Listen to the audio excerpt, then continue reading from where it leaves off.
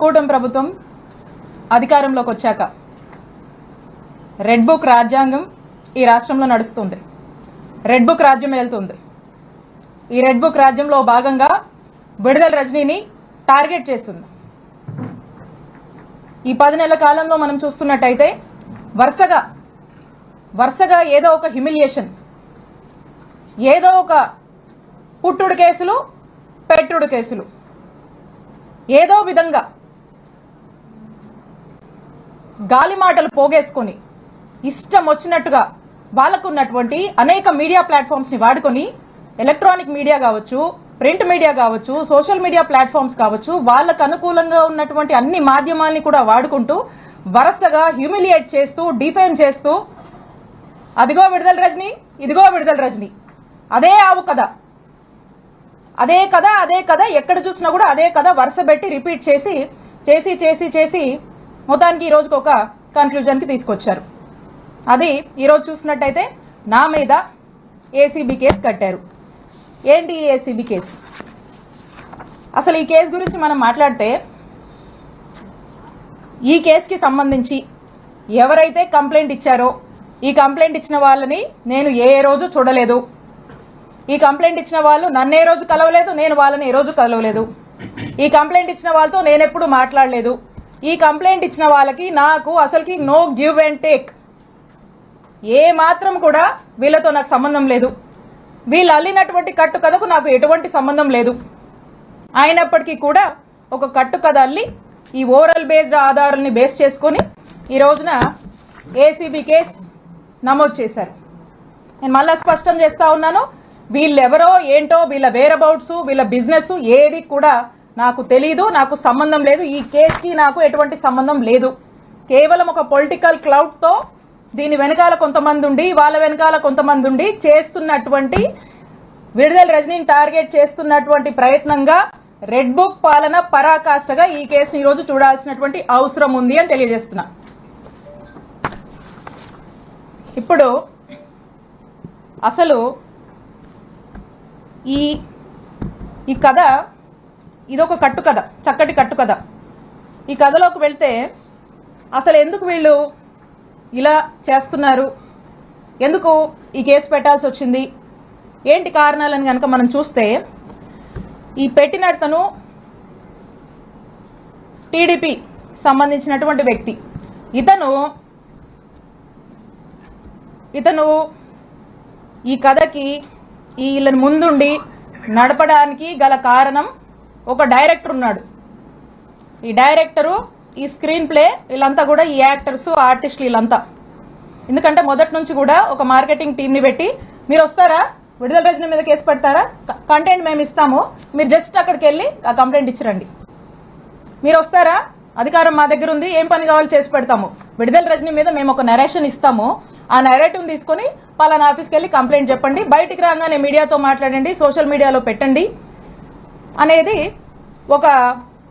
ఒక ఎజెండా పెట్టుకున్నారు. ఒక మోడస్ ఆపరెండా రన్ చేస్తున్నారు. దాంట్లో భాగంగానే ఒక బిజినెస్ మ్యాన్, ఒక వ్యక్తి వెళ్లి, ఇక్కడ ఒక డైరెక్టర్ ఉన్నాడు, ఆ డైరెక్టర్ ఎవరో కాదు, నరసరావుపేట ఎంపీ శ్రీ లావు శ్రీకృష్ణదేవరాయ గారు. He is the director. ఈ డైరెక్టర్ దగ్గరికి ఈ బిజినెస్ మ్యాన్ వెళ్తాడు. ఈ బిజినెస్ మ్యాన్ ఫ్రెండ్ అంటారు, ఈ బిజినెస్ మ్యాన్ బంధువు అంట, అదే పార్టీకి సంబంధించి, అదే వాళ్ళ వర్గానికి సంబంధించినటువంటి వ్యక్తి ఈ బిజినెస్ మ్యాన్. ఈ బిజినెస్ మ్యాన్ వెళ్లి అతనికి ఏవో బిల్లులు కావాలి, అతనికి ఉన్నటువంటి పెనాల్టీస్ వేవ్ ఆఫ్ చేయాలి, అతను యథేచ్ఛగా వ్యాపారం చేసుకోవడానికి అతని సపోర్ట్ కావాలని అతన్ని అడిగితే, ఇతనికి డైరెక్టర్ గారు అన్నాను కదా, కృష్ణదేవరాయ గారు, ఇతనికి ఇల్లీగల్ గా ఎట్లంటే అట్లా వ్యాపారం చేసుకోవడానికి, ఇల్లీగల్ వ్యాపారం ఇష్టం వచ్చినట్టుగా చేసుకోవడానికి, ఎదురే లేకుండా వ్యాపారం చేసుకోవడానికి సహకరిస్తానని హామీ ఇస్తూ కృష్ణదేవరాయ గారు ఈ బిజినెస్ మ్యాన్ ని ఒక కోరిక కోరుతారు. ఏంటంటే, నా టార్గెట్ విడుదల రజనీ, ఈ విడుదల రజనీ మీద తన్ని డిఫేమ్ చేయాలి, తన మీద ఏదో ఒక కంప్లైంట్ పెట్టండి, తన్ని డిఫేమ్ చేద్దాము, కంప్లైంట్ పెట్టించడము, ఆ పైన ఫాలోఅప్లు, వ్యవహారాలు మొత్తం నాది బాధ్యత, మీరు అలా కంప్లైంట్ పెట్టి నేను చెప్పిన ఆఫీస్కి వెళ్ళి ఇచ్చేసి మీరు ఇంట్లో కూర్చోండి మెలకుండా, నేను నడుపుతా అని చెప్పి మీ బిజినెస్లు నడిపిస్తా అని అతనికి అభయం ఇచ్చి వెనకుండి ఈ విధమైనటువంటి దారుణమైనటువంటి ఇల్లీగల్ కేసుని నా మీద మా స్టాఫ్ మీద, మా మరిది మీద పెట్టించినటువంటి ప్రయత్నం చేశారు. అసలు ఎందుకు ఇది చేయాల్సి వచ్చింది? కృష్ణదేవరాయ గారికి కూడా ఎందుకు ఇలా చేయాల్సి వస్తుందంటే, కృష్ణదేవరాయ గారికి విడుదల రజనీ అంటే కోపం కొంచెం ఎక్కువేనండి, ఎక్కువ కోపమే. ఎందుకో నాకు కూడా కారణాలు తెలీదు, కానీ రకరకాల కారణాలు ఆయనే అనుకుంటాడు, రకరకాల కారణాలు ఆయనకే ఉన్నాయి.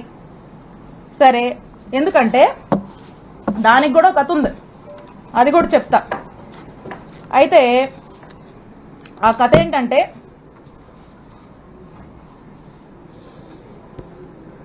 రెండు 2020 వైఎస్ఆర్ కాంగ్రెస్ పార్టీ అధికారంలో ఉంది.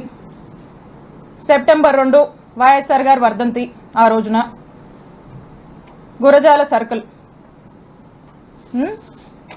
ఆ రోజున కరెక్ట్ సంవత్సరంన్నర అయింది మేము అధికారంలోకి వచ్చినప్పుడు కృష్ణదేవరాయ గారు ఏం చేశారంటే, అతనికి ఎందుకో గాని నా మీద ఎందుకు కోపమో ఏంటో ఆ భగవంతుడికే తెలియాలి, ఆయనకే తెలియాలి కారణాలు.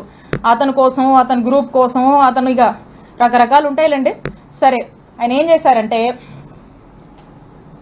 ఈ గురజాల సర్కిల్లో ఉన్నటువంటి పోలీస్ స్టేషన్లో అక్కడున్నటువంటి డిఎస్పీ గారిని, అక్కడున్నటువంటి సిఐ గారిని, ఇద్దరిని కూడా మాటలు చెప్పి మా అధికారాన్ని మా మీదకే వాడి వాళ్ళని, పోలీసులను బ్రైబ్ చేసి నా మీద, నేను మాట్లాడేటువంటి ఫోన్ నంబర్ మీద, నేను వాడేటువంటి నంబర్స్ మీద, మా సిబ్బంది నంబర్స్ మీద, మా ఇంట్లో వాళ్ళ నంబర్స్ మీద ఒక 6 నుంచి 7 నంబర్ల వరకు కూడా కాల్ డేటా తీసే ప్రయత్నం చేశారు.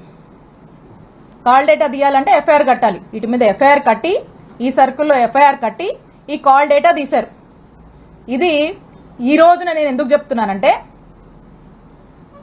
మేమిద్దరం ఒకే పార్టీలో ఉన్నాం. ఇది మేము అధికారంలో ఉన్నప్పుడే జరిగింది. అప్పుడు నేను ఎమ్మెల్యేని.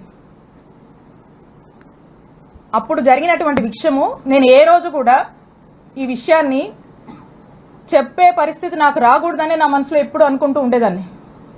కానీ ఈ రోజున నేను ఏ తప్పు చేయకపోయినా, ఈ రోజున నన్ను బాధ పెట్టి, నా కళ్ళల్లో ఏదో కన్నీళ్లు చూద్దామని, నన్ను ఇబ్బంది పెట్టి హింసిద్దామని చెప్పి ఈ రోజున వరుస పెట్టి నన్ను టార్గెట్ చేస్తూ నన్ను ఇబ్బంది పెడుతున్నప్పుడు చెప్పక తప్పట్లేదు. కాబట్టి ఈ రోజు నేను చెప్తా ఉన్నా, ఆ రోజున మేము ఒకే పార్టీలో ఉన్నాము.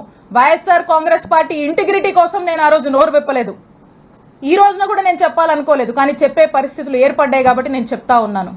ఒకసారి ఆలోచన చేయండి, ఒకే పార్టీకి సంబంధించినటువంటి ఎంపీ, అక్కడున్నటువంటి ఒక బీసీ మహిళ, ఒక ఎమ్మెల్యే మీద కాల్ డేటా తీస్తారండి? కాల్ డేటా అనేది ఒక వ్యక్తి ప్రైవసీకి సంబంధించినటువంటి విషయం. నా ప్రైవసీ అంటే నా జీవితం, నా వ్యక్తిగత జీవితంలోకి రావాలనేటువంటి ఎందుకంత నీచపు ఆలోచన వారికి వచ్చిందో నాకు తెలీదు. నేను ఒక్కసారి అడుగుతా ఉన్నాను, ఈ రాష్ట్రంలో ఇంతమంది అన్నల్ని, తమ్ముళ్ళు ఉన్నారు, వాళ్ళని నేను అడుగుతా ఉన్నా, ఒక్కసారి ఆలోచన చేయండి. మీ ఇంట్లో ఒక ఆడపిల్ల ఉంటే, మీ భార్య అయినా, మీ చెల్లి అయినా, మీ అక్క అయినా, మీ ఇంట్లో ఉండే ఆడవాళ్ళ కాల్ డేటా ఎవరన్నా తీస్తే ఏంటండి? మీకెంత బాధ అనిపిస్తుందండి? మీకెంత కడుపు కాలుద్దండి? అలాగే మీరు కాల్ డేటా తీసినప్పుడు నా కుటుంబ సభ్యులు కూడా అలాగే ఫీల్ అయ్యారు. ఇంత నీచుడా కృష్ణదేవరాయలు అని చెప్పి అందరూ ఫీల్ అయ్యారు. ఇది మా అధిష్టానానికి తెలుసు, మా పార్టీలో ఉన్నటువంటి పెద్దలకు తెలుసు, అప్పట్లో ఉన్నటువంటి మా పోలీస్ అధికారులకు కూడా తెలుసు. కానీ ఎప్పుడు బహిరంగంగా ఈ విషయాన్ని నేను బయటికి చెప్పే ప్రయత్నం చేయలేదు. ఇది జరిగినప్పుడు మా నాయకుడు జగన్మోహన్ రెడ్డి గారికి ఇంత మీన్ మెంటాలిటీ ఉన్నటువంటి ఈ వ్యక్తి ఈ విధంగా నన్ను ఇబ్బంది పెట్టి ఈ విధంగా చేశాడు అని చెప్పి, కాల్ డేటాలు తీస్తాడా అని చెప్పి నేను మా ముఖ్యమంత్రి గారికి షేర్ చేసుకున్నప్పుడు, 4 గోడల మధ్య జరిగినటువంటి విషయం. మా ముఖ్యమంత్రి గారు మహిళా పక్షపాతి, మహిళలంటే ఎంతో గౌరవం, 2 ఆడపిల్లల తండ్రి.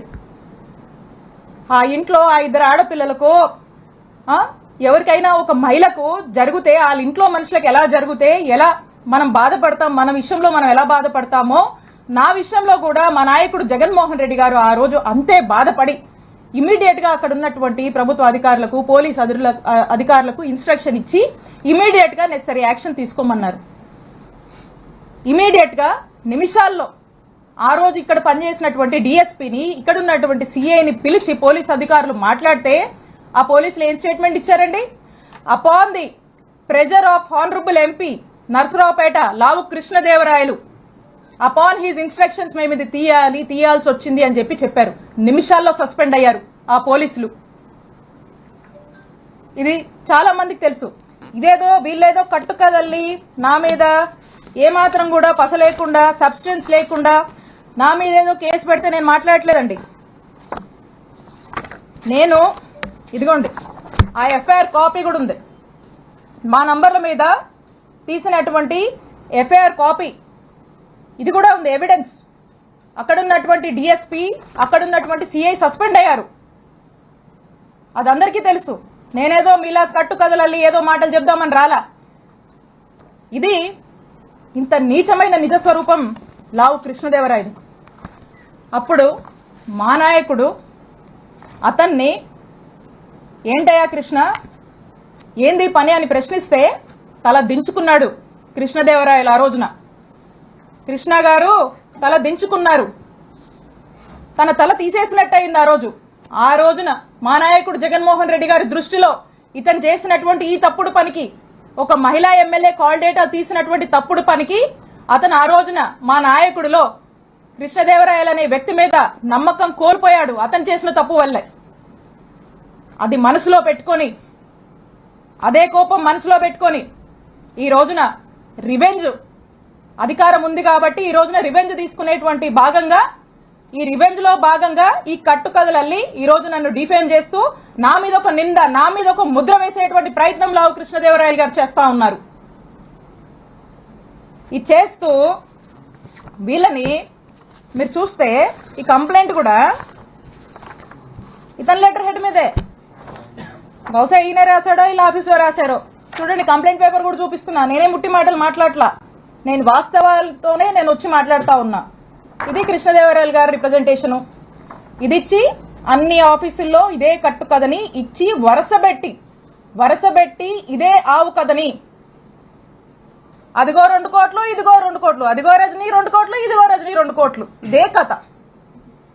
ఇదే కథని వరుసబెట్టి ప్రచారంలోకి తీసుకొచ్చి దీన్ని పెట్టి ఏం చేస్తారు? ఇక్కడ నుంచి మొదలు పెడితే, ఇక్కడ పోలీస్ స్టేషన్ల దగ్గర నుంచి మొదలు పెడితే పీక్స్ కి తీసుకెళ్లారు. మొదలు పెడితే డీజీపీ గారికి కంప్లైంట్ ఇస్తారు, హోమ్ మినిస్టర్ కి ఇస్తారు, విజిలెన్స్ అంటారు, సిఐడి అంటారు, ఏసీబీ అంటారు. ఈ అన్నిటికీ కంప్లైంట్లు ఇస్తారు. ఇచ్చినప్పుడల్లా వార్త రాయిస్తారు. 10 నెలల నుంచి ఇదే కథ. ఆఖరికి దీన్ని ఏ లెవెల్ కి దీంట్లో మళ్ళీ ఎలివేషన్ కూడా. ఈ కథనే ఓ కట్టు కదా, ఈ కథలో మళ్ళీ ఎలివేషన్స్ కూడా. 17A కోసం గవర్నర్ కి ఏదో పర్మిషన్ పెట్టానని వాళ్లే మళ్ళీ పేపర్లో రాయిస్తారు. ఒకసారి ఆలోచించండి. ఇలా తప్పుడు కేసులకి ఎలా ఆద్యం పోస్తూ అధికారాన్ని అడ్డం పెట్టుకుని ఏ విధంగా కూడా ఇబ్బంది పెట్టేటువంటి ప్రయత్నం చేస్తున్నారో మనకు స్పష్టంగా అర్థమవుతా ఉంది. ఇకపోతే విజిలెన్స్ ఎంక్వైరీ అంట. వీళ్ళే విజిలెన్స్ ఎంక్వైరీ అని చెప్పి విజిలెన్స్ ఎంక్వైరీ వేపిస్తారు. ఇక విజిలెన్స్ ఎంక్వైరీ ఏంటండి? విజిలెన్స్ ఎంక్వైరీ మీరు చూస్తే వైజాగ్ లో ఒక ఎమ్మెల్సీ గారు ఉన్నారు, దువ్వవరపు రామారావు గారు. వారు తెలుగుదేశం పార్టీ ఎమ్మెల్సీ. ఒక రకంగా చెప్పాలంటే పచ్చకండువా వేసుకున్నటువంటి ఎమ్మెల్సీ గారు. వారి కొడుకు నాగశ్రవణ్ గారు ఇక్కడ ఉన్నటువంటి గుంటూరు జిల్లా ఎస్పీ గారు. అంటే ఆ ఎస్పీ గారు వాళ్ళ ఫాదర్ టీడీపీ ఎమ్మెల్సీ, టీడీపీ కుటుంబానికి చెందినటువంటి వ్యక్తి ఎస్పీగా ఇక్కడ పనిచేస్తా ఉన్నారు. అంటే ఆ ఎస్పీ గారు రిపోర్ట్ ఇస్తే ఏం రిపోర్ట్ ఇస్తారండి? కృష్ణదేవరాయలు గారి డైరెక్షన్ లో జెన్యూన్ విజిలెన్స్ రిపోర్టా అండి ఇది? టీడీపీ రిపోర్ట్ ఇస్తారండి వాళ్ళు. ఇక్కడ నుంచి ఒక ఫ్యాబ్రికేటెడ్ అవాస్తవాలతో కూడినటువంటి ఒక టీడీపీ రిపోర్ట్ ని, ఏమీ లేనటువంటి విషయాన్ని వాళ్ళకు అనుకూలంగా వాళ్ళకు నచ్చినట్టుగా రాసుకుని పంపిస్తారు. పంపించి దీన్ని ఫాలోఅప్ చేసి ఈ రోజు ఈ కేసు కట్టేదాకా తీసుకొచ్చారు. ఇక ఇది పీక్స్ అన్నమాట. అందుకే ఈ కేసు నేను రెడ్ బుక్ రాజ్యాంగానికి, రెడ్ బుక్ పాలనకు ఒక పరాకాష్ట అని చెప్పి చెప్తా ఉన్నాను. ఈ విధంగా చేస్తూ ఉన్నారు. ఇక ఇదే కాకుండా ఒకవైపున ఈయన చెప్పాను కదా, ఇంకో వైపున ఇక్కడ ఉన్నాడు అవినీతి ఘనపాటి ఎమ్మెల్యే పత్తిపాటి గారు. ఇక ఆయన ఎక్కడా లేదు, విద్యుత్ పవర్ చేస్తే రాష్ట్రంలో ఎక్కడా లేదు. ఒక్క చిలుకూరుపేటకే సమస్య వచ్చిందంట, ఇక్కడ మాత్రము మా మీద ధర్నా కేసు కడతారు, నా మీద, మా ఫాలోవర్స్ మీద, మా వైఎస్ఆర్ కాంగ్రెస్ పార్టీ నాయకుల మీద. ఇక అదేదోనంట ఎప్పుడో జరిగిందంట కట్టుకదల్లి అతను కూడా ఏదో పెట్టాలి కాబట్టి ఈ రెడ్ బుక్ రాజ్యాంగం నడుస్తుంది కాబట్టి ఈయన కూడా ఏం తగ్గకూడదని చెప్పి ఎవరినో పంపించి ఓ కట్టుకదల్లేసి నా మీద ఎస్సీ ఎస్టీ కేసు పెడతాడు.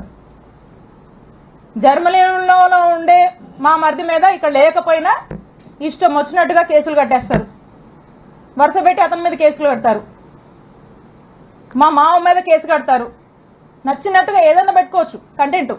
కేసులు కడతారు, దారిలో ప్రయాణం చేస్తుంటే కార్లు అద్దాలు పగలగొట్టిస్తారు, కారు పగలగొట్టిస్తారు, ఉన్నోళ్ళతో హత్యాయత్నానికి ప్రయత్నిస్తారు. ఇలా వరుస పెట్టి ఈ విధంగా ఇబ్బంది పెడతానే ఉంటారు. ఎప్పుడు చూడు మాటలు, ఏదో అవినీతి అవినీతి అంటారు, చేసే వాళ్ళకే వస్తాయో మాటలు. పొద్దుకులు ఎవరికి వస్తాయి? ఎవరు ఏం చేస్తే అదే వస్తుంది వాళ్ళకి. ఆయన అదే చేస్తాడు కాబట్టి పొద్దున్న లేస్తే ఆయన చేసే పాలన ఏమి ఉండదు. కాబట్టి ఆ నోటి వెంట వచ్చే మాటలే అవి, ఏం చేస్తారో అదే వస్తుంది. కాబట్టి ఆయన విఘ్నతగా వదిలేయాలి. సో కాబట్టి ఈ విధంగా ఒకరిలా ఒకరు మరోలాగా ఈ విధంగా వరుస పెట్టి ఇబ్బంది పెడుతూనే ఉన్నారు. నేను చెప్తా ఉన్నా, ఇక్కడున్నటువంటి ప్రతి ఒక్కరికి తెలుసు, ఇక్కడ ఉన్నటువంటి ప్రజలందరికీ తెలుసు ఎవరు ఏ నేచర్ ఉన్నటువంటి వ్యక్తులు, ఎవరు ఎలాంటి విలువలతో రాజకీయాలు చేస్తారు అని. ప్రజలు ఇక్కడ ఉన్నటువంటి ప్రజలు ప్రతి ఒక్కటి కూడా గమనిస్తా ఉన్నారు. ప్రజలకు ఒక స్పష్టత ఉంది.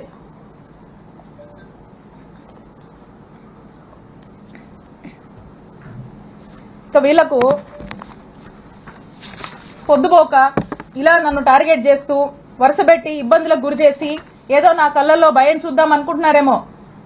నాకు బాధేస్తుంది ఎప్పుడు తెలుసా, అవతలోడి కళ్ళల్లో అవతలోడు ఏదైనా పెయిన్ లో ఉండి నా దగ్గరకు వస్తే బాధేస్తుంది. అప్పుడు ఏదైనా కళ్ళెంబడి నీళ్ళు రావచ్చేమో అవతలోడు బాధ చూస్తే. కానీ నీలాంటి వాళ్ళు భయపెట్టాలంటే నాకేం బాధ అనిపించదు, నాకు భయం అస్సలు అనిపించదు నీలాంటి వాళ్ళు భయపెట్టాలని చూస్తే. మీకు రాజకీయాలు ఎందుకు అవసరమో చెప్పనా. ఒకటి, రత్తయ్య గారు అంటే నాకు చాలా అభిమానం. ఆయన చాలా కష్టపడి ఈ స్థాయికి వచ్చాడు. ఎంతో మందికి ఒక విద్యా సంస్థలు పెట్టి ఎంతో మందికి విద్యాబుద్ధులు నేర్పించినటువంటి వ్యక్తిగా ఈ ప్రాంతం ప్రజలు ఆయన్ని గౌరవిస్తారు. నాకు అదే గౌరవం ఉంది. కానీ అన్ఫార్చునేట్లీ ఈరోజు వారి కొడుకు గురించి ఇన్ని నిజాలు ఆయన తప్పు చేశాడు కాబట్టి ఇవన్నీ నేను బయట పెట్టాల్సి వస్తుంది. సో కృష్ణదేవరాయలు గారికి రాజకీయాలంటే ఈ రాజకీయాల వల్ల వాళ్ళకి లబ్ధి జరుగుతుంది కాబట్టి ఆయనకు రాజకీయాలు కావాలి. కానీ విడుదల రజనీకి అట్లా కాదు. ఎందుకంటే నేను నిజాయితీగా ప్రజలకు సేవ చేయడానికి రాజకీయాల్లోకి వచ్చాను. రాజకీయాల వల్ల నా రూపాయి నా ఆస్తులే నేను కోల్పోయాను తప్పితే నేను రాజకీయాల వల్ల ప్రజల వల్ల రాజకీయం వల్ల ఏదో లబ్ధి పొందాలనే ఉద్దేశంతో నేను రాలా. నాకు అవసరం లేదు కూడా, బై గాడ్స్ గ్రేస్. మీరు ఎలా అంటే ఒక ఉదాహరణ చెప్తాను. కృష్ణదేవరాయలు గారు మా ప్రభుత్వంలో విశాఖపట్నంలో కొన్ని ఎకరాలకు సంబంధించినటువంటి ఒక ల్యాండ్ డీటెయిల్స్ ఉన్నాయి, డీటెయిల్స్ కావాలంటే మీకు కూడా ఇస్తాను. కొన్ని ఎకరాలకు సంబంధించినటువంటి ల్యాండ్ ఉంటే ఆ ల్యాండ్ ని అప్పుడు టీడీపీ గవర్నమెంట్ లో వాళ్ళ చుట్టూ తిరుగుతా వాళ్ళ ఈల అప్పట్లో. మా ప్రభుత్వం అధికారంలోకి వచ్చాక విశాఖపట్నంలో కొన్ని ఎకరాలకు సంబంధించినటువంటి ల్యాండ్ కారు చౌక రేటుకి మా ముఖ్యమంత్రి గారు చుట్టూ తిరిగి కారు చౌకి కొన్ని ఎకరాల ల్యాండ్ కొట్టేశారు. ఈరోజు కోట్ల విలువ ఉంటుంది ఆ ల్యాండ్. అలాగే ఒక చెరువుకు సంబంధించిన ల్యాండ్ మీద కూడా కన్నేసి అది కూడా తీసుకోవాలని తిరుగుతా ఉన్నాడు. అది ఒక స్టేజ్ లో ఉంది. బహుశా మరి చేశారేంటో నాకు తెలియదు, దాని మీద క్లారిటీ లేదు. ఇప్పుడు కూడా అది మా ప్రభుత్వంలో, మా జగనన్న ప్రభుత్వంలో అలా ఆ ల్యాండ్ ని కొట్టేశారు. కోట్ల విలువైన ల్యాండ్ కారు చౌక్ కొట్టేశారు. ఇప్పుడు కూడా ఓ ల్యాండ్ ఎంచుకొని మళ్ళా ఇప్పుడు కూడా కారు చౌక్ కి కొన్ని కోట్ల విలువైనటువంటి కొన్ని ఎకరాల ల్యాండ్ ని కొట్టేయడానికి మళ్ళా కూడా ఈ ప్రభుత్వం చుట్టూ తిరుగుతా ఉన్నారు. ఎందుకంటే ఒక ల్యాండ్ ఎంచుకోవడము, దాన్ని కారు చౌక్ గా దాన్ని ప్రాసెస్ చేసుకోవడము, దాన్ని కొట్టేయడము, ఇది వీళ్ళు అంటే రాజకీయాల వల్ల వీళ్ళ ఆస్తులు పెంచుకోవడానికి వీళ్ళు చేసే పనిది. మాకలా కాదు. మీలాంటి ఉద్దేశాలు మాకు లేవు. రాజకీయాల వల్ల మేము బతకడానికి మేము రాలా. మా రూపాయి మేము పోగొట్టుకున్నాం. మాకు ఒప్పుకున్నంత వరకు చేసుకుంటాం, నిజాయితీగా చేసుకుంటాం. మా నాయకుడిని మేము నమ్మాము, మా నాయకుడి కోసం కష్టపడతాం. మీరు ఎన్ని ఇబ్బందులు పెట్టినా మేమేం పారిపోం. మా పార్టీ కోసం నిలబడతాం, మా కార్యకర్తల కోసం నిలబడతాం, మా ప్రజల కోసం నిలబడతాం, పనిచేస్తాం. మళ్ళా మా నాయకుడిని ముఖ్యమంత్రిని చేసుకునే వరకు ఖచ్చితంగా కష్టపడతాం. మీరు ఎన్ని ఇబ్బందులు పడ్డా మేమేం పారిపోము. ఇంకా కృష్ణదేవరాయలు గారు అనుకుంటా ఉన్నారు, నాకు వైఎస్ఆర్ కాంగ్రెస్ పార్టీలో ఒకరిద్దరితో పరిచయాలు ఉన్నాయి, ముసుగులో ఒకరిద్దరితో పరిచయాలు ఉన్నాయి, ఆయన టచ్ లో ఉన్నాడని ఆయన భావించి ఆ ఒకరిద్దరు రేపు వైఎస్ఆర్ కాంగ్రెస్ పార్టీ గవర్నమెంట్ వచ్చినా కృష్ణదేవరాయల్ని కాపాడుతారు అనే భ్రమంలో ఆయన ఉన్నాడు. ఆ ఇద్దరు, ఆ ఒక్కరు, నువ్వు ముసుగులో ఉన్న ఏ ఒక్కరు కూడా నిన్ను కాపాడలేరు అని నేను క్లియర్ గా చెప్తున్నా. నీకు నిన్ను కాపాడలేరు, అది నీ భ్రమే. కాబట్టి ఇప్పటికైనా మీరు చేస్తున్న పాపాలన్నీ అందరికీ తెలుసు. ఈరోజు ప్రజలు కూడా చూస్తున్నారు, అందరూ గమనిస్తున్నారు. ఇవన్నీ విత్ ఎవిడెన్సే నేను మాట్లాడా. మీరు మళ్ళీ ఇంకో కట్టుకథ పెట్టుకుని ఇంకొంచెం బ్యాచ్ని మళ్ళీ పెట్టి మళ్ళీ కొంతమంది ఆర్టిస్టులను దింపి అదిగో ఇదిగో అని మాట్లాడించవచ్చు. కాదు, నేను చెప్తా ఉన్నా, పోసాని గారు అప్పుడెప్పుడో మాట్లాడారని చెప్పి తర్వాత ఇన్ని సంవత్సరాలకు తెచ్చి చుట్టూ తిప్పారు కదా, ఇబ్బందులు పెడుతున్నారు కదా. అదే రాజ్యాంగం మాకు కూడా వర్తిస్తుంది కదా.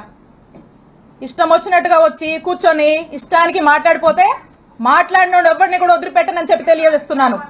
కాబట్టి ఇప్పటికైనా మీరు చాలా ఎక్కువ చేశారు. ఇప్పటికైనా ఒళ్ళు దగ్గర పెట్టుకొని మీ పద్ధతిగా మీరుంటే మేము కూడా పద్ధతిగా ఉంటాము, మేము కూడా గౌరవిస్తాము.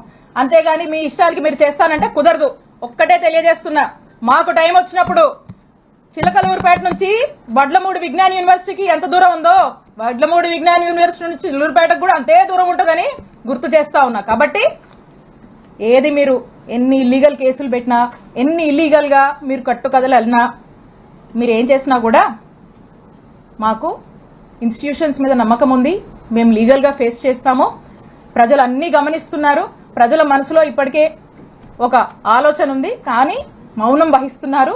సమయం వచ్చినప్పుడు మంచిగా బుద్ధి చెప్తారు. కాబట్టి ప్రజల మీద మాకు నమ్మకం ఉంది, మా నాయకుడి మీద ప్రజలకు నమ్మకం ఉంది.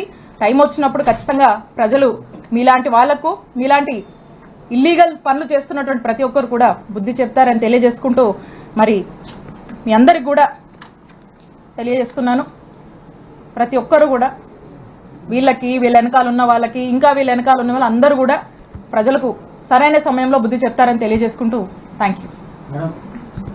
గత ప్రభుత్వంలో మీ నాయకుడు కోట్ల రూపాయల భూముల్ని తక్కువ రేటుకి ఇచ్చాడు. మీ నాయకుడు తప్పు కూడా ఉందంటారు కదా, మీ నాయకుడు తప్పు కూడా ఉంది కదా. మరి నేను చెప్తుంది ఏంటి, రాజకీయాల్ని వీళ్ళు ఎలా అడ్వాంటేజ్ తీసుకున్నారు, మా పార్టీలో ఉన్నప్పుడు ఏ విధంగా అడ్వాంటేజ్ తీసుకున్నారు అనేటువంటి విషయాన్ని నేను చెప్తా ఉన్నాను. ఇక్కడ తప్పు ఒప్పులు అంటే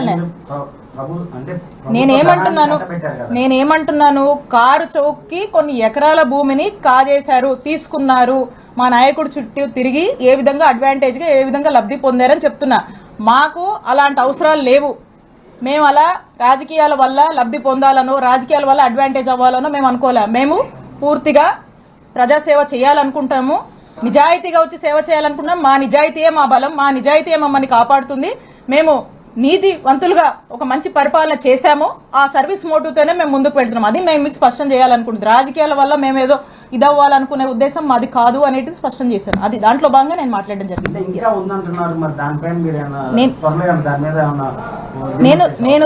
నేను స్పష్టంగా చెప్పాను, విషయాలు చెప్పాను. దాని డీటెయిల్స్ కూడా అఫీషియల్ గానే గవర్నమెంట్ దగ్గర ఉంటాయి. ఇంకా దాని గురించి ఎందుకు చెప్పాను కదా. Yes, next. ఇద్దరు రాజకీయ నాయకుల మధ్యన మీరు ఎదుర్కోగలుగుతారా? ఇక్కడ ఇద్దరు ముగ్గురు అనేది కాదన్న విషయము. This is about public and public's perception. Public కి తెలుసు, జనానికి తెలుసు, ప్రజలకు తెలుసు మంచి నాయకుడు ఎవరు, ప్రజల సమస్యలను ఆలకించే వాళ్ళు ఎవరు, ప్రజలకు ఏ ప్రభుత్వం మేలు చేయగలుగుతుంది, ఏ నాయకుడు మేలు చేయగలుగుతాడు, ప్రజల మనిషి ఏ నాయకుడు. జగన్మోహన్ రెడ్డి గారంటేనే జనం ఎంతో ఆదరణ, ఎంతో మంది ప్రేమ, అభిమానాలు జగన్మోహన్ రెడ్డి గారికి ఉన్నాయి, మా నాయకుడికి ఉన్నాయి. అతని మీద ఒక నమ్మకం ఉంది. మా నాయకుడు జగన్మోహన్ రెడ్డి గారు అంటేనే క్రెడిబిలిటీ. ఈరోజు ఆ మాట అంటే మాట మీద నిలబడతాడు అనేటువంటి ఒక నమ్మకం ఉంది. అలాంటి నమ్మకం ఉన్నటువంటి మనుషుల కోసం ఆ నమ్ముకున్నటువంటి నాయకుడు ఖచ్చితంగా ఒక మంచి నాయకుడుగా మా నాయకుడికి పేరుంది. అదే మా బలం, అదే ప్రజలు అదే నమ్మకాన్ని, అదే ప్రేమని, అదే ఆదరణని మాకు చూపిస్తున్నారు. కాబట్టి ఇక్కడ ఉన్నటువంటి మా చిల్లూరుపేట నియోజకవర్గ ప్రజలందరికీ కూడా మా పట్ల ఒక మంచి ఆదరణ ఉంది. కాబట్టి అదే మా బలంగా మేము భావిస్తున్నాం. ఇద్దరు కాదు, ముగ్గురు గారు, ఇంకెవరన్నారా అని ఒకరికి ఇద్దరు ఉన్నారు, ఇద్దరికి ముగ్గురు ఉన్నారు. చూస్తున్నాం కదా రాజకీయాలు. సో కాబట్టి ఏదైనామైనప్పటికీ ప్రజలకు తెలుసు, they are very smart and they know what is what అనేది. ఎన్ని సంవత్సరాల తర్వాత బయట పెట్టడానికి కారణం ఏంటంటే లావు మధ్య మీ మధ్య ఇంత విభేదాలు ఉంటే అధికార మీ పార్టీ ఉన్నప్పుడు కానీ ఇప్పుడు కానీ ఇన్ని సంవత్సరాల తర్వాత ఈ రోజు బయట పెట్టడానికి కారణం ఏం చెప్తారు? ఇందాక అదే నా మాటలో చెప్పాను.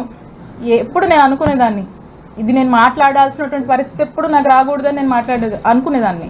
కానీ ఈ రోజు అదే నేను అప్పుడు మా పార్టీ ఇంటిగ్రిటీ కోసం నేను మాట్లాడలా. ఈ రోజు కూడా నేను మాట్లాడాలనుకోలే. నిజంగా దీన్ని నేను మాట్లాడాలనుకుంటే రాజకీయంగా దీని రాజకీయాల కోసం మాట్లాడాలనుకుంటే వారు పార్టీ మారినప్పుడు నేను మాట్లాడి ఉండొచ్చు. కృష్ణదేవరాయ గారు టీడీపీలోకి వెళ్ళినప్పుడు నేను మాట్లాడి ఉండొచ్చు. లేదా మంచి పీక్ ఎన్నికల క్యాంపెయిన్లో కూడా నేను ఇది మాట్లాడి ఉండొచ్చు. కానీ నేను దీని నుంచి ఎప్పుడు రాజకీయ ఏదో లబ్ధి పొందామనో రాజకీయంగా నాకేదో అడ్వాంటేజ్ అవుద్దనో నేను ఎప్పుడు చూడలే, మాట్లాడొద్దు అనుకున్నా. బికాజ్ అది నా సంస్కారం అది, నేను మాట్లాడొద్దు అనుకున్నాను. కానీ ఈరోజు మీరు ఈ లెవెల్కి దిగజారిపోయి పీక్స్కి చేరుకొని మీరు ఇలా చేస్తున్నప్పుడు నేను మాట్లాడకపోతే తప్పవద్దని భావించి ఈరోజు నేను నా నోరు విప్పి మాట్లాడాల్సి వస్తుంది. కేవలం ఈరోజు మీరు చేస్తున్నటువంటి విధానాలు చేస్తున్నటువంటి తీరు నాకు నచ్చక ఇక తప్పదేమో అని చెప్పి మీ నిజస్వరూపం ప్రజలకు తెలియాలి అనేటువంటి ఉద్దేశంతో నేను ఇదంతా కూడా బయట పెట్టి మాట్లాడడం జరుగుతా ఉంది. మేడం, మీరు అన్నారు కదా చిరుకులూరుపేట నుంచి వడ్లమూడి ఎంత దూరం, వడ్లమూడి ఇప్పుడు వాళ్ళు గతంలో మీరు కేసులు పెట్టారని వాళ్ళు అంటున్నారు, ఇప్పుడు వాళ్ళు పెడుతున్నారని మీరు అంటున్నారు. ఇక్కడ కేసులు అనేది కూడా తప్పుదారి పట్టిపోతున్నాయి కదా, దానిపైన ఏ ఛానల్ అన్నా ఇది?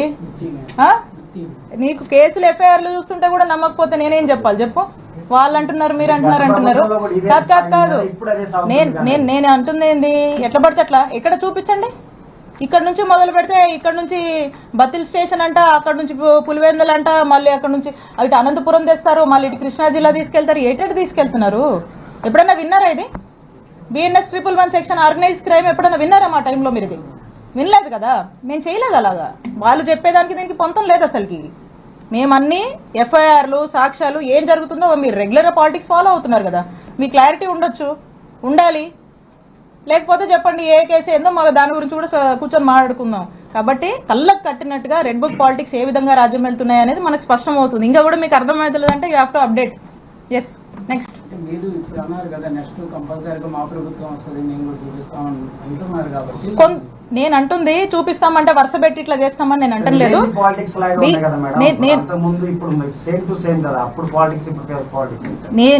నేను అంటుంది ఏంటి, ఒళ్ళు దగ్గర పెట్టుకోండి అని చెప్తా ఉన్నా.